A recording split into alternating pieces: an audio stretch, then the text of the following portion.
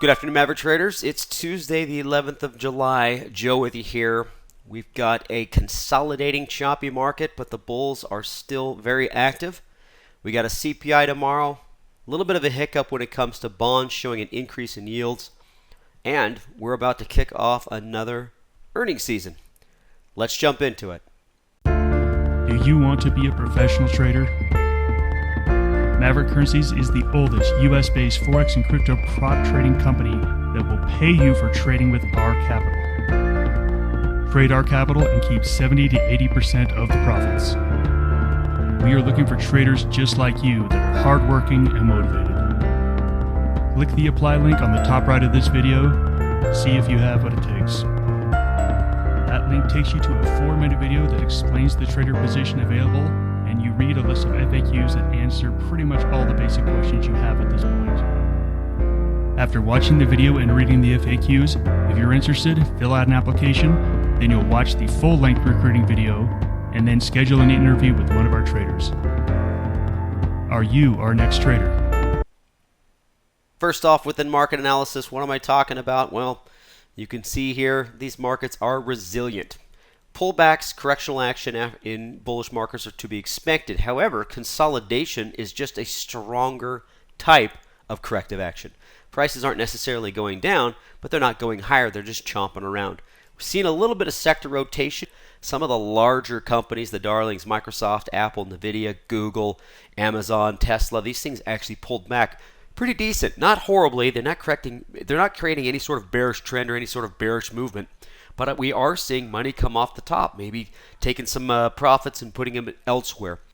The Dow, the S&P, and the NASDAQ all stronger. Dow about 1%, where the S&P, the NASDAQ about 0.5%. The Russells another 1%, and oil with a pretty big surge, 2.5%. The volatility index, I don't have it up here, but it is still low. I'm not seeing any sort of a blip. I'm not even seeing any sort of protective options being purchased around this choppy consolidation that I've seen over the last couple of weeks. More so the confidence of taking it out of stronger sectors, money out of stronger sectors, I should say, putting them into some of the underperformers, but not a lot of, I call it insurance, right? Not a lot of active put buying. Gold kind of sitting flat there at 0.33%. Daily news, I got that choppy market we've talked about since the holiday break. Creating consolidation levels on all three majors, so they're all participating equally. I would think that, and I thought this yesterday because the Dow seemed to outperform the other two markets. So I go, okay, here comes a little bit of bifurcation, but no, they're right back into it. We'll get to the charts here in a second. They're behaving very similar. Active Fed is expected. We knew that was coming before, I should say the week before the holiday week, and we did see that 10-year Treasury leak out above 4%. I believe it was 4.06% at one point. It is down, and it has been down over the last few sessions, but it's still in the high 3.9s. So I don't imagine that's going to go anywhere soon. We do have that CPI. I'll make mention of that here in a second. No real worries outside of that. These markets have been complacent. They've been strong. They've been proved right. A lot of money out there. A lot of people being active and putting money to work. A very active, confident consumer. That's all I can get from it. Let's jump straight into the charts here. We do have this consolidation that I was talking about, and I have seen it very often in summer trading. So I'm not looking to anything past that. I expect it. If you guys are trading within a range, I know we talk about this on Wednesdays. If you respect the range and have a sideways element to your bullish trades, you're doing fine. So you can still put something on sideways to bullish and absorb a bull pullback or consolidation. It doesn't matter how you go to approach it as long as you respect what the markets are doing and keep this, your overall longer term outlook. It's an easy way to make a mistake. Always make a mistake with the tide, right? Go with the grain. Let's jump to the Qs. A little bit of a hesitation a few days ago. Like I said, those larger companies tend to weigh on these pretty aggressively. So if you've got a Microsoft, Apple, Nvidia down in one day, it's going to show a false signal in the overall chart. But the overall Qs here seem to manage it pretty well. I don't see anything outside of exactly what we've been seeing, with a nice base happening up at the top. A little bit of a choppy consolidation. We were expecting a little bit more of a corrective action. We didn't get that. which means we just have a very confident market that's complacent and doesn't really want to sell anything. Maybe a little bit off the top, but hey, we're going to have to see multi-day selling for some sort of a corrective action. What I mean by that, it's going to be 1, 2, 3, 4, 5 days, all straight down. All right, so let's get to that heat map, because today was more like a day we would expect for a 0.5%, 1% gain in the overall markets. Microsoft flat, Apple flat, Nvidia flat. These are all flat, these big ones. Eli Lilly down 3%. A little bit of a problem occurring in I think, specific drug. It's specific news for them. But in light, I saw Johnson & Johnson down, which is one of my picks for today. We'll talk about it. But then you have Pfizer up. And so it's kind of, you're picking and choosing on what you want to get into. But overall, you can see with this heat map, if you made a mistake in one direction, bullish, you're probably going to be fine. So where does that leave me? Easy. Weekly outlook, +1 with that high and tight consolidation. I guess I shouldn't call it tight. It's a little choppy. But it's still consolidating, and it is definitely above some support levels. It's above that last pivot point that it hit on 20-day moving average, and it's above the 20-day moving average, closer to the upper part of its range. Easy for me to go to +1 here, and I'm going to keep that +2 monthly outlook until I'm forced to change it. Next up, let's take a look at some potential trades.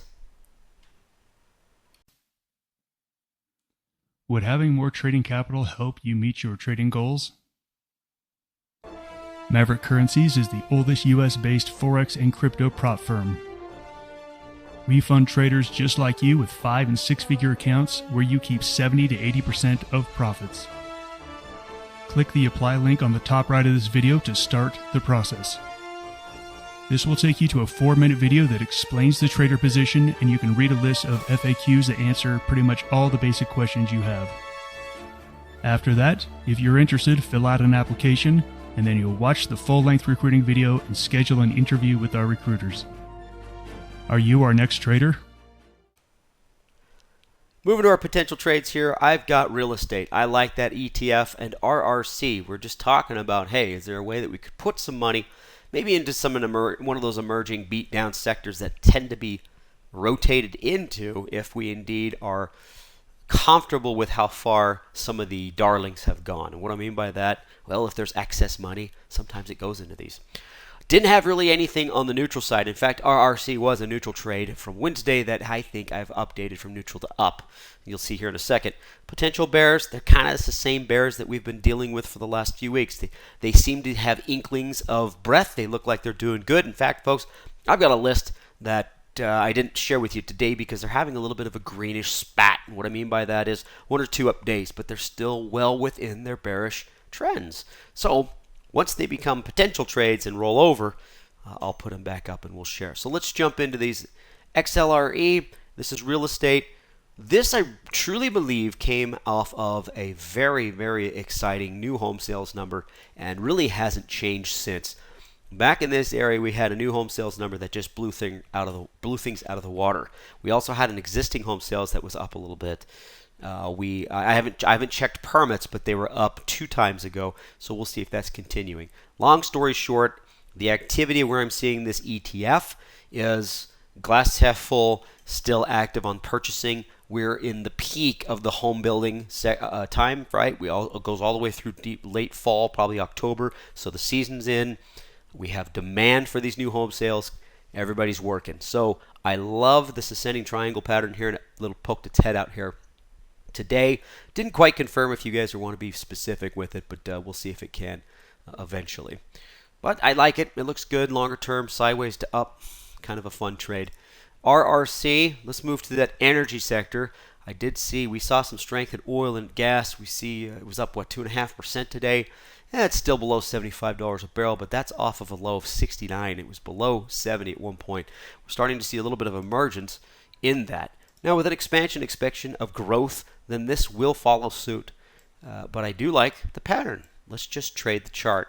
I'm thinking somewhere above that 30 level with a little bit of oomph. And what I mean by oomph is I want to see more participation in this volume. And you can see we really haven't even gotten that for a while. Take a look at this one right through there. And this is tough because it's very specific. It's a specific company. You're going to find something like this when it comes to news on it. But in general, if we do see a surge in energy, this will probably participate at some point. So let's make sure that we wait for it to get above that resistance area before we maybe put it on.